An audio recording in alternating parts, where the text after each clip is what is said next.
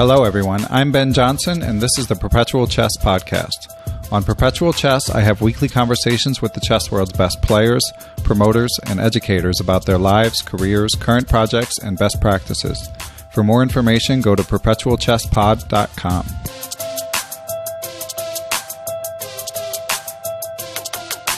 Hello, everyone. Welcome to Perpetual Chess. We are here with woman international master Fiona Steil Antoni. I think a lot of you know her work from her vlogs and her chess announcing. Thank you for joining us, Fiona. Thank you for having me, Ben. So, what's new? You're just back from travel, getting ready to travel again. Where are you headed tomorrow, Fiona? Absolutely. I'm headed to Sicily tomorrow, which is exciting. I've never been. I've been to Italy numerous times, but never Sicily. I'm going to play small tournament called Erice. So I'm looking forward to that. Nice. And will you be recording some vlogs from there? I will, absolutely. I talked to Dan already, Dan, who most people will know as Anton Squared Me from Twitter. If you don't follow him already, then do. He's doing a fantastic job editing my vlogs, and I'm very thankful to him for that. So yeah, we've been talking. There will be a 2-part vlog from Erice coming up. Excellent. Yeah, the legendary Photoshop master, Dan. Absolutely. So does his video editing seems very good, but very serious. Does he ever inject any little like mock-ups of you in there? I haven't seen all of your videos. Does he? Well, go ahead. He's very creative, and I love how I don't really need to ask. He comes up with these funny edits in the vlogs, and he's been doing videos before for Twitter. But it's funny, I only just found out a few days ago that the first vlog he did for me was his first ever serious video editing job. So I was absolutely amazed to hear that, because I always thought of him as some sort of pro, but no, all self-learned and very recent. Wow. So very, very impressive. Pretty impressive. And who picks the music in your vlogs? I like the music. He does. So all credit goes to him. Literally, all I do is film the footage, send it all to him, and he is in charge of everything else. I totally trust him as well. And it's funny, in the early days, well, we're still in early vlog days, but at the beginning, I'd always check the vlog before it went up on YouTube. But these days, it's just a surprise for myself. He uploads them to my YouTube channel, and I discover the vlogs at the same time as everyone else. That's funny. Yeah, I can relate to that, because with the podcast, I started out, like the very first couple, because I had no clue what I was doing. I listened to them before I released them, but after that, it just became too much work. So I make notes of stuff to edit out as I'm going, but I often don't have time to listen again beforehand if I haven't made a note the first time. Yeah, so it's funny. I think a lot of people think that on something like this, there might be more behind the curtain than there actually is. Absolutely. But I mean, your videos, you can't tell at all. I think I mentioned to you when we were chatting online a bit that it really makes me long for my days when I could travel more. Yeah, I think I was always quite fond of vlogs, and it's a pity there aren't many of them around in the chess world. I think the chess bras was sort of when I first came across the idea of a vlog. And then I was playing the final for NCL this year, and I was talking to Robin van Kampen, one of the chess bras, and I was thinking I should really be doing vlogs. I travel quite a lot. I enjoy all of the aspects of the vlogs. I enjoy sharing. And so my first ever vlog was a 4NCL vlog. It just consisted of 3 parts, which was me filming a conversation with David Howell and Niels Grandelius, me filming maybe half a minute of footage, going to the playing hall, and then just me having a chat to my phone in a slightly tipsy state. Nice. So I just added those 3 together, and that was my first vlog. And then I got talking to Dan, and he was suggesting some things I could improve. And then I was like, hold on, why don't I ask him if he would like to join me? And so ever since vlog number 2, things have improved drastically. Okay, well, I saw the first one and I didn't notice. To me, it seemed fine. I mean, I think people just want to catch a glimpse of a life. They're not looking for like amazing cinematography or anything like that. Although Dan does do a good job. So Yeah, I try to always mix everything. Of course, I've done quite a few chess vlogs, but then I also did one now on my travels. I'm going to stick mostly to chess, of course, but I think people, they appreciate getting to see what's going on behind the scenes, and I'm very lucky, of course, to be able to travel so much with chess and to know quite a lot of people. So, for example, I got lucky at the vlogs I did at the European Individual Championship in Minsk this year. David Howell was one of the main protagonists, and he was doing very well in the tournament. So those vlogs were quite successful. Nice, yeah. It seems like a nice little close knit community that you're embedded with there in the English chess scene. But what's chess like in Luxembourg? Chess in Luxembourg, if I'm totally honest, I am not too involved in the chess scene here anymore because I just travel too much. I have moved back home now, so I live in Luxembourg, but live is a big word. I maybe spend on average at most a week a month here. But of course I started out playing here. My best friends are all from the chess world, from Luxembourg, and I enjoy coming back every now and then, playing a weekender if I happen to be home. There's also my club, of course, the Smashing Pawns, which I was one of the co-founders of back in 2010. So I'm still the vice president there, but don't really get too much time to do things in the Luxembourgish chess scene. And also, unfortunately, there isn't so much going on, it has to be said. There are a fair few weekend tournaments, but nothing big. Hopefully someday. I like the name Smashing Pawns.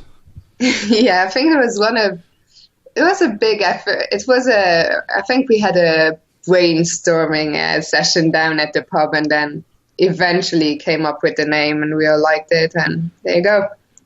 Nice. And Luxembourg's a pretty small country, right? What's the population roughly of the? It's only half. We recently crossed 500,000 milestone. Okay. Yeah. So very tiny. Yeah. So that I'm sure limits the amount of chess activity that's possible, like within your country. Yeah, and also there isn't so much of a chess tradition, I would say, unlike other countries. So how did you get into chess? I think like almost everyone through my dad, but it was funny. It wasn't him who wanted to teach me. My dad, he's an amateur chess player. He still plays. He almost plays more than me nowadays.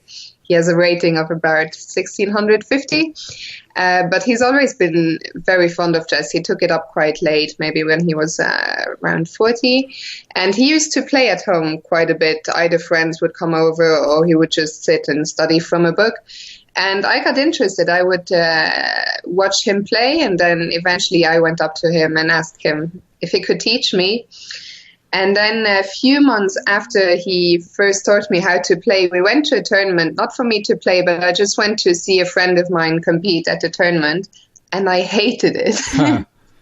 I hated the fact that people could watch you while you played. I liked playing in the comfort of my own home. Uh-huh. I remember when I was at the tournament, when we went home, I told my dad, I am never going to play a chess tournament in my life.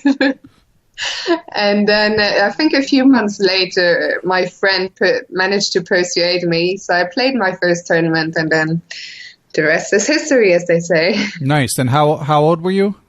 I think I was 10 at the time. This was in 1999. Okay. And I know your brother has made a cameo or two on your vlog. Does he play chess at all? He used to play chess. I think he was actually a lot more talented than me, but he quit when he was only 13. He's more of a sports guy, didn't have the patience, and then he gave up at a very young age. Usually it's the girl who quits at 13 and the boy who sticks with it, but your family's the reverse. Yeah, we're different. It's funny. I never even thought of that, but yeah, he preferred. He did pretty much everything else. Played football, basketball, tennis, and chess. After he gave up, I think he didn't touch a chessboard for 2 years, and then we were on a family holiday 2-3 years later, and there was a chessboard in the lobby. So he was like, "Oh, how about we play a game?" And he beat me. So it was pretty bad. Well, I'm sure you can get revenge now. Yeah, I should be able to challenge him every time you see him. So you're headed to Sicily. How have you seen the Godfather movies? I haven't. Oh, wow. I know, this is embarrassing. I'm not big on movies. Every time I haven't seen many of my classics, but maybe I should add that to my to-do list for while I'm there. Yeah, I mean, I think myself and a lot of listeners who haven't been to Sicily, there's just these beautiful images of like the sweeping, vistas. So, I mean, in addition to it being just amazing storytelling. So I'm not much of an old movie guy myself, but The Godfather 1 and 2 are worth seeing. Although if you're leaving tomorrow, I guess it'll have to wait till after the trip. And I could watch them over there, which would probably make for good. Yeah. Good. And when does so we're recording this on Tuesday. Of course, I don't know the date. I think it's the 25th. And this will 25th. And this will come out next week. So when does the tournament actually start? I think the first round is on Friday, so 3 days from now. Nice. So I could watch the first part tomorrow. Yeah, you could also actually just see the country too, though. Yeah. Do you have any plans while you're there? I'm staying around. Well, I'm leaving 2 days early, and I'm also sticking around 3 days afterwards. So I'm going to be staying in Palermo, where I'm flying into, and I heard a lot of nice things about the city. So I like that. I prefer, if I have enough time, to either come early or stay a bit afterwards, because I find it very hard to get a lot of sightseeing done during the tournament, because I'm not much of a morning person.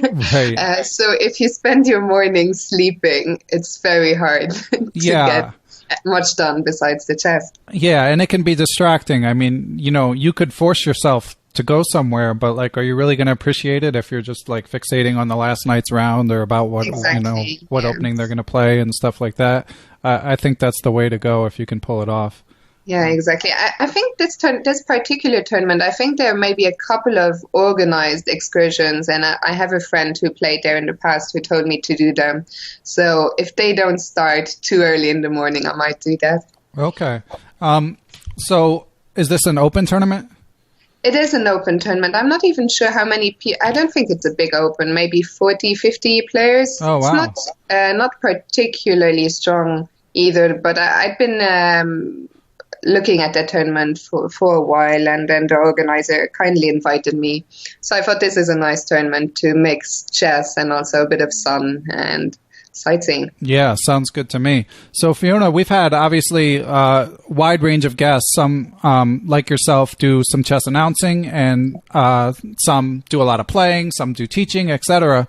But I do feel like you're one of the guests who probably plays more chess than some of our others. So what's going on with your chess right now? Like how are you playing, and what are your near-term goals and stuff like that? Yeah, it's a long story, because it's really been very up and down. I used to play an awful lot. I would say I used to play too much, probably before I started getting these commentary jobs. So up until 2014, which is when it all started, I think between maybe 2008 and 2014, I used to average 100 games of classical time control games a year. So 100 games, that's quite a lot, considering I was going to high school and later to uni at the same time. And I was playing a lot, but I wasn't making any progress, which is why I got frustrated eventually and looked for something else. Luckily, the commentary thing came up. And then after I started the tour, during the commentary, I basically pretty much stopped playing chess. And in fact, this tournament I'm going to tomorrow, I think is my first open tournament that isn't like the Olympiad or the European individual since the summer of 2014. So it's been a while since my last normal open tournament. But nowadays I'm getting some motivation back again. I recently, on the 1st of July, for the first time, I finally had a published rating of 2,200. I know it isn't a very high rating, but it was such a personal I think it was almost a psychological barrier for me, because on the 1st January 2010, so this is 7.5 years ago, I had a published rating of 2198, but I could never get to the bloody 2200. I had a virtual rating of 2230 in the summer of 2010, but then I played a tournament in Norway. I lost to all these youngsters. One of them was Ariantari, who at the time was only, I think, 18 or 1900. And then moved to Norway, played some tournaments there, lost all my rating, dropped back under 2100. So yeah, it's been a long story, but nowadays, especially lately, it's been going quite well. In May and June, I gained almost 80 rating points playing in the French league and in the European individual and Minsk. So I hope I can carry that form to Italy. And my next goal, of course, would be to get the women GM. That's great. Well, congratulations on the recent good performance. Thank you. So what have you changed? Like, is there something you can isolate as like the factor that helped you make a jump? Well, I think one of the things is I experimented more with openings. One of the reasons I didn't make progress is because I didn't work on my chess. There's no secret to how to make progress, of course. But I think one of the problems when I was playing a lot, I would always play the same openings. And I think I didn't really enjoy playing chess anymore, because I'd always play the same positions and nothing would change. So nowadays, I don't work much on my chess when I'm at home, but when I'm at tournaments, I try to prepare something different almost for every game. And I get a lot of pleasure out of playing new positions and trying to learn something new, even if I don't usually remember it for long. But that's been one part, just trying to have more fun. And then as the results were improving, I think it's also, chess has so much to do with confidence.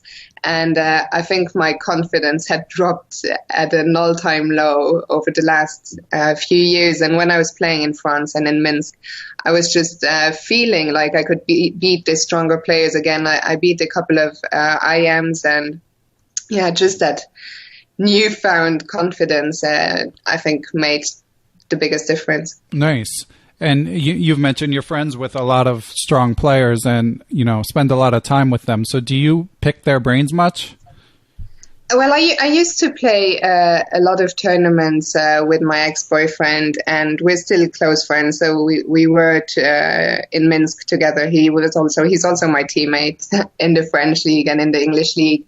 And he helped me a lot because I think I lacked the knowledge of, I wanted to play something new, but I didn't know what to look for. So he would give me ideas of just players or openings, and he would have the knowledge to go with it, to tell me what to look for, which games to look at. So that is, of course, very helpful. And then other friends have helped me as well. And just, I think, what I need more than someone to hold my hand and do it is just someone to give me ideas and of what to play. And my friends have been great. Nice. Do you feel like openings are that important, like other than psychologically? I would like for them not to be that important, but nowadays when everyone is so prepared, there's a lot of games of me in the database, so I know that most of the time my opponents will come prepared, and that is why I like to mix things up, because I would prefer to play a game rather than a preparation battle. But I think that's just the way it is.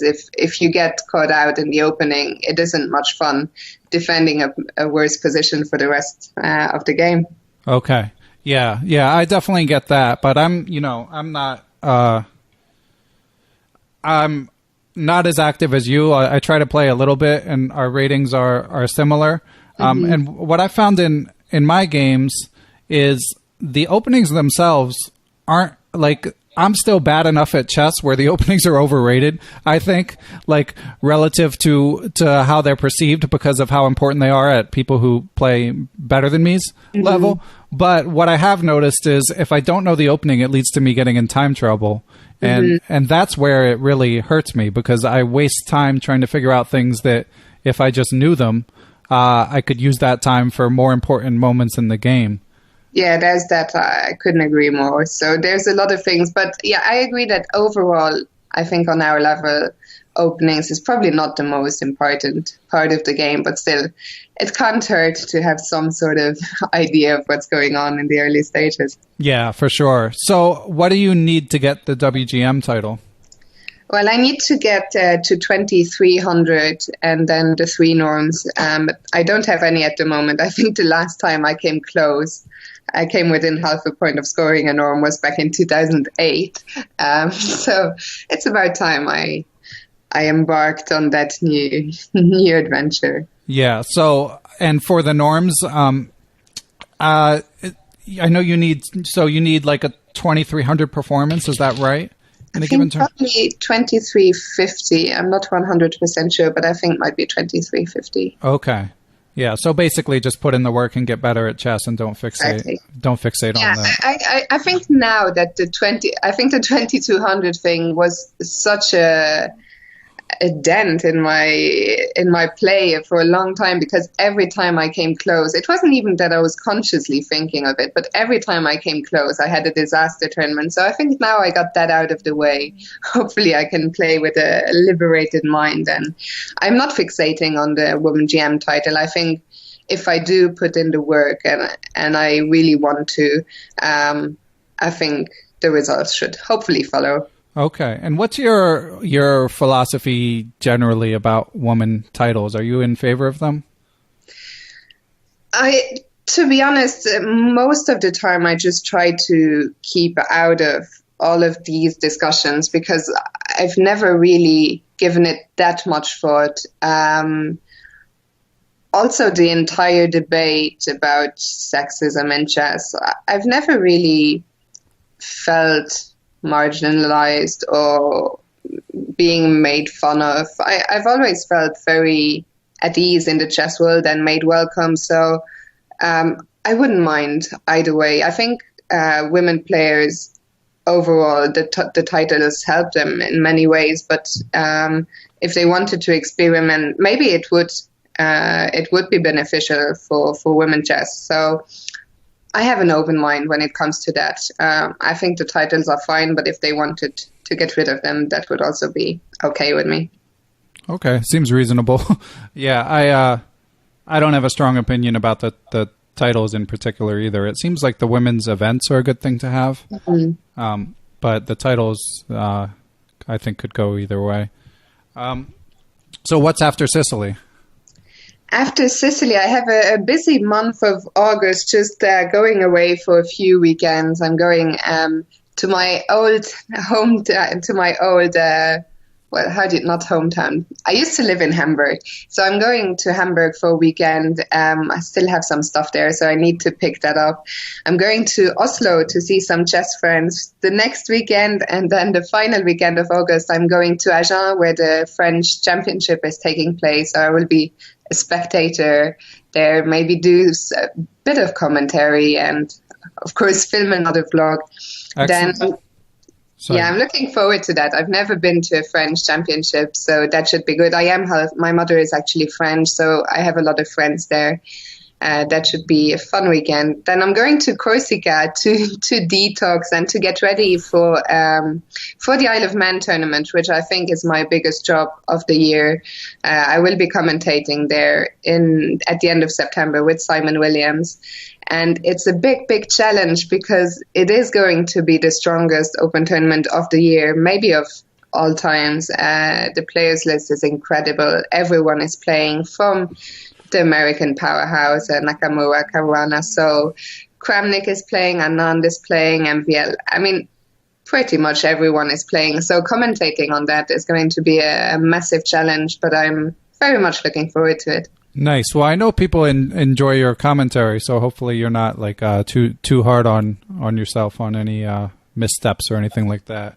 Well, I think usually what happens is that when Simon and I commentate together, we aren't the strongest commentators pair, but I think we really enjoy it. And Simon and I just click. We've been friends for a long time. And I think that comes through to the people, and they understand we're having fun.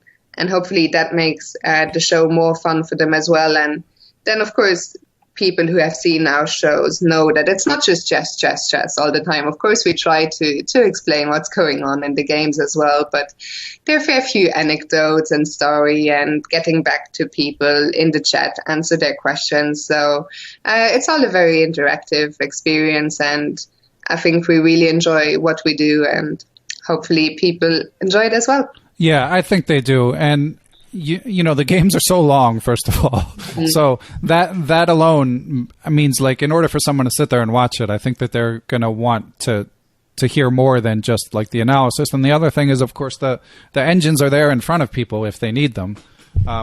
So I think it's better to get the human perspective from you guys. And, you know, if you want the hardcore analysis, you know how to... Well, it has to be said, Simon and I, we never use an engine. So...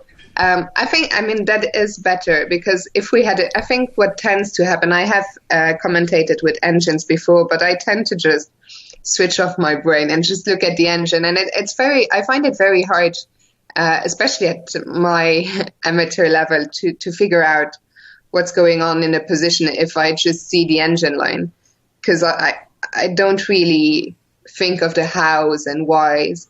While if you don't use an engine from the start, you're much more involved in the game, and you've been trying to understand what is actually going on rather than just looking at moves, which is strange. So I mean, I think it's a good thing we don't use engines, and people appreciate that. But it's also very challenging commentating on the likes of Anand and Kramnik without an engine. But fingers crossed we'll manage somehow. Yeah, I'm with you though. I mean, I wasn't saying that I thought you guys should use engines. I was saying, like, people who are watching, they can look at the engine if they need to.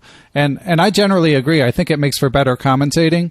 Although the way they do it in St. Louis, where they cut to Maurice and you know, and he is able to give sort of the engine perspective, and then they cut back to Jen and Yasser, and they just talk without using the engine.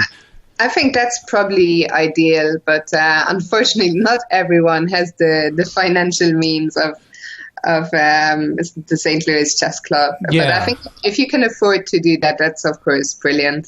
And they have a fantastic team, and I really enjoy watching their shows. Yeah, I agree. It's we're lucky to have them. Okay, so you're working on your chess, and what is the Isle of Man your next announcing gig?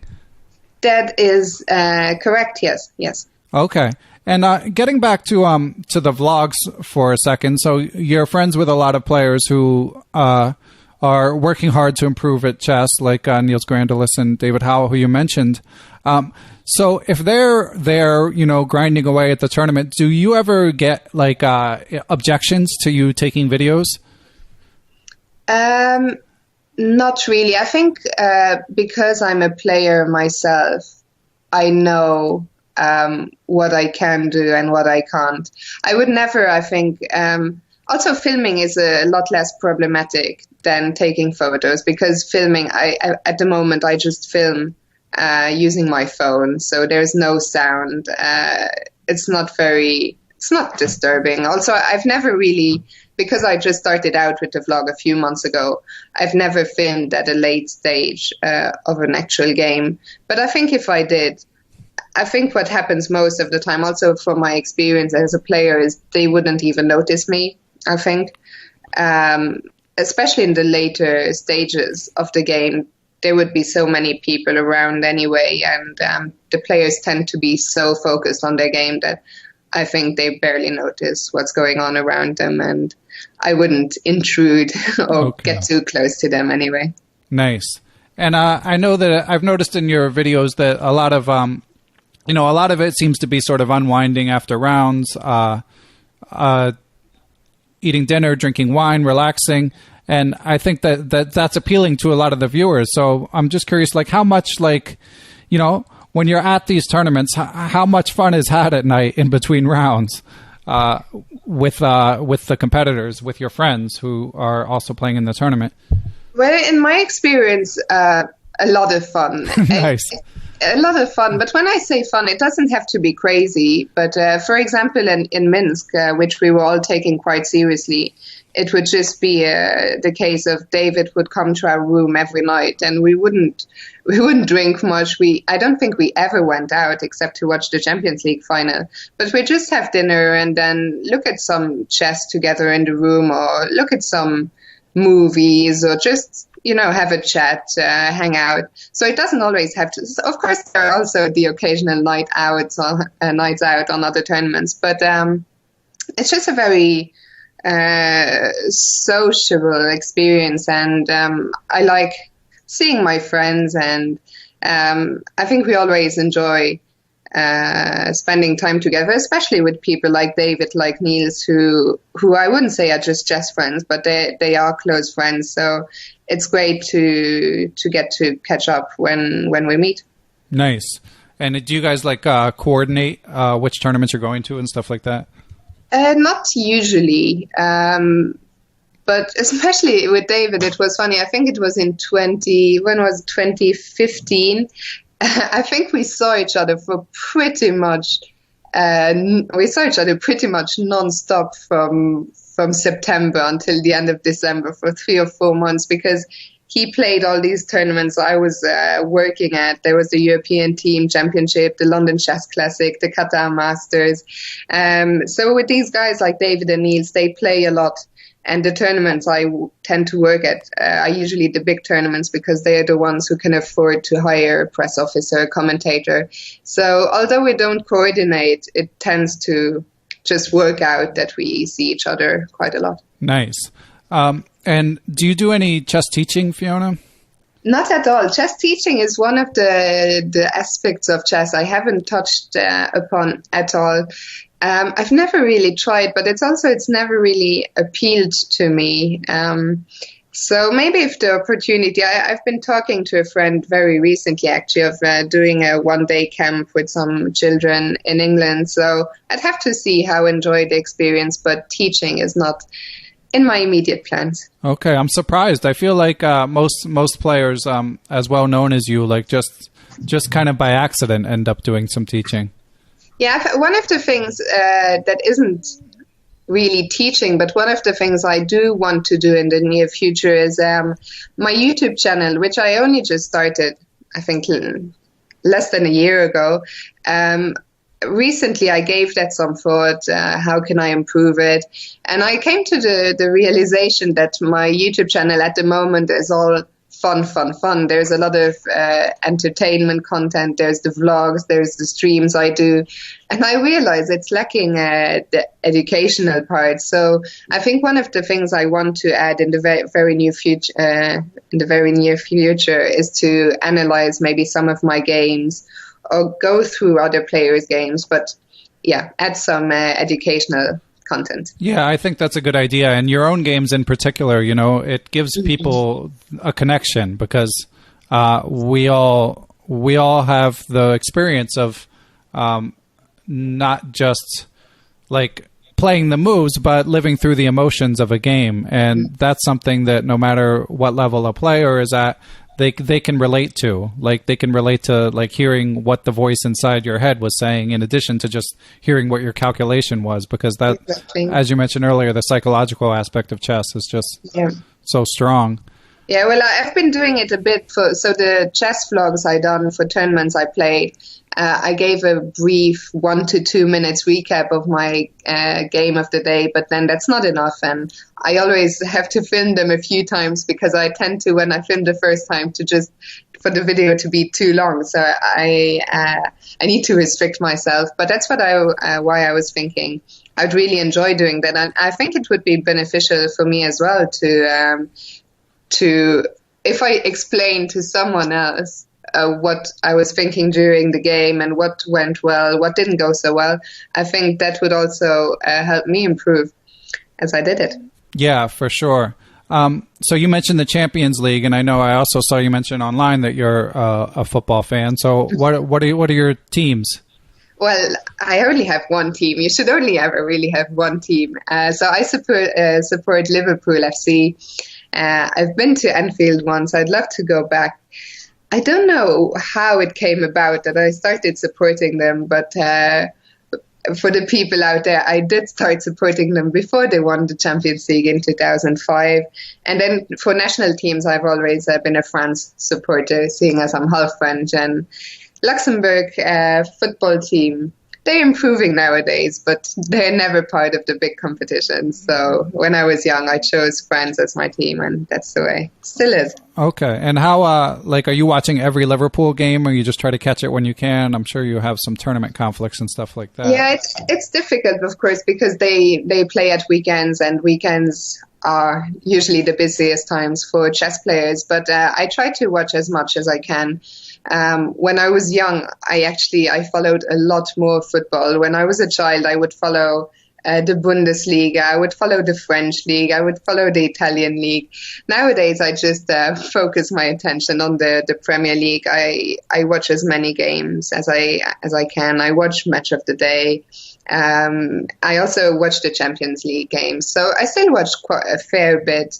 Even if I'm traveling, I will watch it on my laptop. But I really miss watching the games in England. I used to live in London. I went to university there, and there's just this football culture which is amazing. Just go down the pub, have a burger, a veggie burger in my case, and watch the football down the pub. It's just, from an atmosphere point of view, you don't get that experience here so much.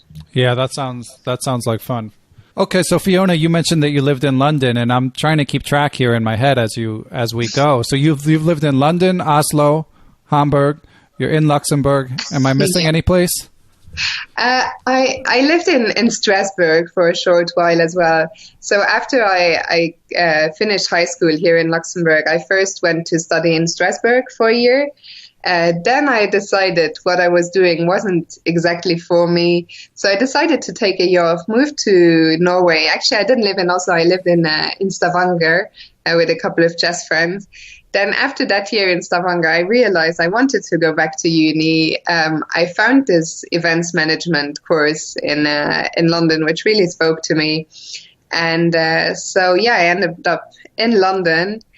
I did my 3-year degree there. After that, moved to Hamburg for a year where I worked for Chess24. And then I've been back home since the start of the year. Okay. So events management, how did you enjoy studying that? I enjoyed it, but I think I realized very early on that I was doing it mostly just to have a degree. I always knew that I would like to work in the chess world if I could. Chess has always been my one big passion, and I've been extremely fortunate to be able to make a living from it. But it was great going to university, especially in a city like London. I enjoyed the course, but it wasn't a very practical.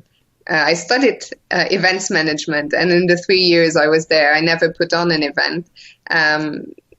So that was a bit weird. I'm not sure I would do a much better job of organizing an event now than I would have before absolving a 3-year course. But still, it was a great experience. And well, you can organize a gathering to watch Liverpool at a pub. I'm sure.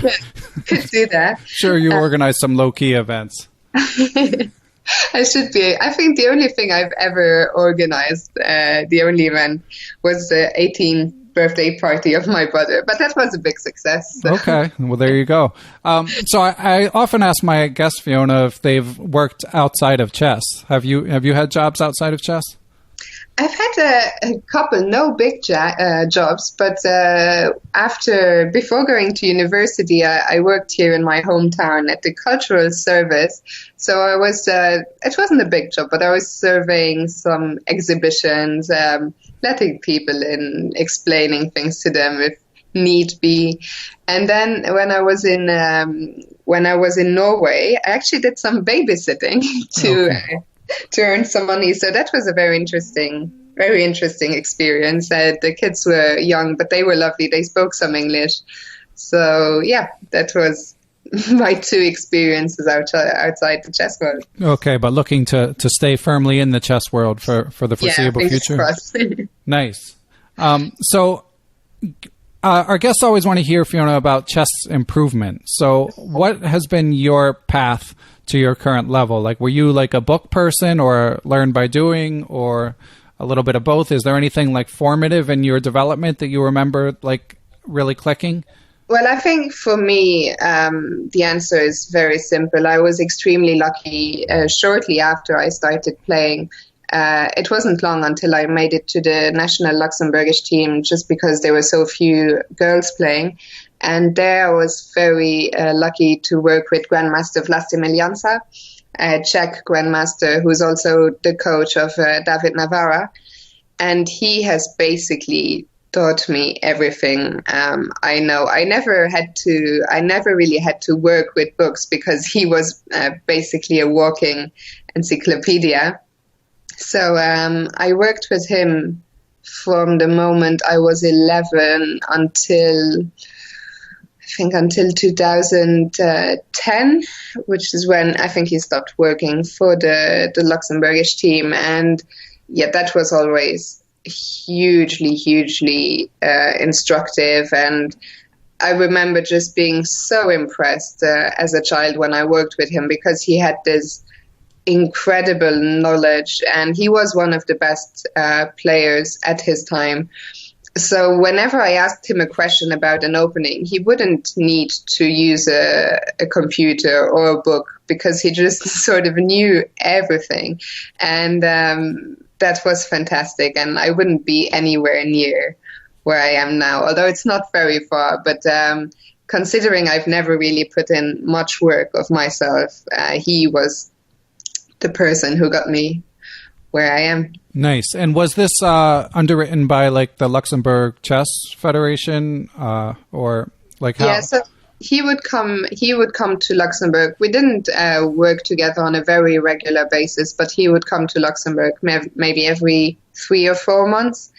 And then I would work with him at those youth tournaments. I've played in the World Youth and European Youth a fair few times, and the Olympiads, of course. So I've always worked that way, basically, that I would put in more work at the tournament, not so much in between, but having him there was incredible, and it was a huge honor and pleasure for me to ever be able to work with him, and he continues up to this day to coach David Navarra, so not just a great chess coach, but a fantastic person. Nice. And so you mentioned he had sort of an encyclopedic knowledge of openings. What else did he do? Like, what was his teaching approach with you? Well, when we did a lot of things. We looked at endings. We would look at positions. There's just, I think it was mostly at tournaments. It was openings as it is, but also I think analyzing your games. Because nowadays, I mostly, if I'm on my own, I will just analyze them with the computer. And that's one of the things I have been thinking. I should really look at them if I want to make progress and maybe make some notes before I go through it with an engine. But back in my younger days, being able to go through the game with him and without the engine perspective, that also taught me a lot, to be able to get his thoughts and also to explain my thoughts as to why I played a certain move. So yeah, just the whole experience of him being there through a tournament and then working on other aspects in between. Okay. Maybe for your video recordings of game analysis, what you could do is do one right away where you don't look at an engine and then record a separate video where you do. I like that idea. I'll keep that in mind. I'll make notes. Because I fall victim to the same thing. I mean, I don't get to play that often, and when I do, it's like it's a big, since I have kids and I'm working, it's like the playing itself is a big commitment of time for me to set aside. So while I would love to analyze the games in great detail, that is an extra chunk of time that I may not have. So of course I just turn the engine on and look at it. But yeah, that doesn't, to the extent that you're trying to address psychological sort of weaknesses, that doesn't do anything for it. Like, that might show you something you missed, but like you have to get at the root of why you missed it. And if you're not recording the thought process that generated the thought, it's kind of hard to change your behavior. Yeah, I agree, and I'll try that at my tournament in Italy. Excellent. Yeah, I would like to do it myself if I were able, but yeah, not happening anytime soon, I don't think. So I only have a couple more questions for you, Fiona. You strike me as one of the more well-traveled guests that I've had here, definitely at least when it comes to Europe. So what are your favorite places that you've been, especially if there's like a chess tournament that listeners could go to that was particularly fun? Well, I'm not going to be very original. I know that my friend Simon Williams already gave the same answer, but if I only had to recommend one place, it would be Reykjavik and Iceland as a whole. I think I've been 8 or 9 times myself now, and the tournament is just amazing. I mean, you won't find a playing hall like that almost anywhere else. The Harpa Concert Hall, it's just a very impressive building. And then I think also, as Simon said, it's just about the people. They are crazy. They're absolutely crazy, but they are lovely people. You will feel very welcome. The weather tends not to be great, but the people make up for the weather, for the cold weather, because they are extremely warm, extremely funny. And yeah, the tournament, I would highly recommend that. Another one, of course, well, I work there, but it's also a fantastic tournament. It's the Isle of Man tournament, a younger tournament, only in its 5th edition this year, I think. But that's tough to get into. I think the main tournament has sold out because there is a limited number of players. But if you get the chance next year, again, Isle of Man, it's a smaller place. Although it's one of the strongest tournaments, it feels very cozy. There's a close-knit community, and when do you ever get the chance to play in the same tournament as Kramnik, Anand, Nakamura, MVL, etc., etc.? So that's another one I would definitely recommend. And then outside of Europe, I've never played chess there. Well, only on the streets. I think one of my favorite places is Indonesia. I've traveled there twice now, and every time I've been, I made friends just by playing chess on the street. And that was such a fantastic experience. I was there just this January, and I went to this small village somewhere up in Sumatra, and people barely spoke any English, but the fact we had chess in common broke down all these language barriers, and it was just a unique experience. I spent almost all my evenings there playing chess with them. They took me to their local chess club, which was basically just a shed. And it was really a fantastic experience. And before I forget, of course, the last plug, do play in Corsica. I've just come back from there now. The latest vlog, if you haven't seen it, do check it out. I think you will understand what I mean. I won't need to plug it much more once you've seen the vlog.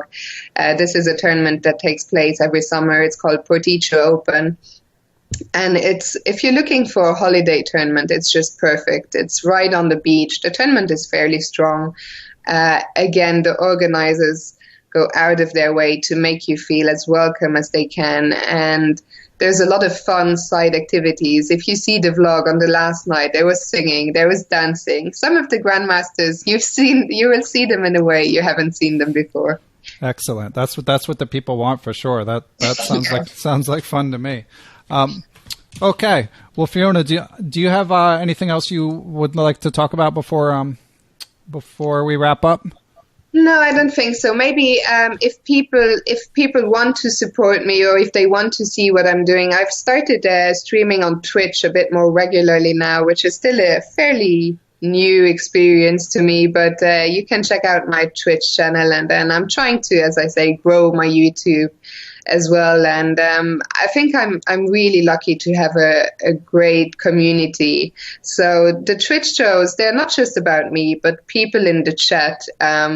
They're always interesting discussions, and people are very nice, and everyone is very passionate about chess. So if you're looking for some fun chess evenings or make some friends, there are usually people from all over the world watching, so you could check that out. Excellent. And is there, if people want to reach you, is there a preferred social media way to reach out? Well, they can reach out to me via Facebook, via Twitter. I've also joined Instagram at last, but I think Facebook and Twitter are the two easiest ones to get hold of me. Okay, so I will link to those in the show description. Good luck in Sicily, Fiona. Great. Thank you very much, and thanks for having me. Oh, my pleasure. So we'll be rooting for you, and keep up the good work. Thank you very much. Take care. Thanks for listening to Perpetual Chess. To hear more episodes, give feedback, or suggest guests, go to perpetualchesspod.com. If you like the show, please help me out by telling your friends and giving me a high rating on iTunes. I'll be back next week with another episode of the Perpetual Chess Podcast.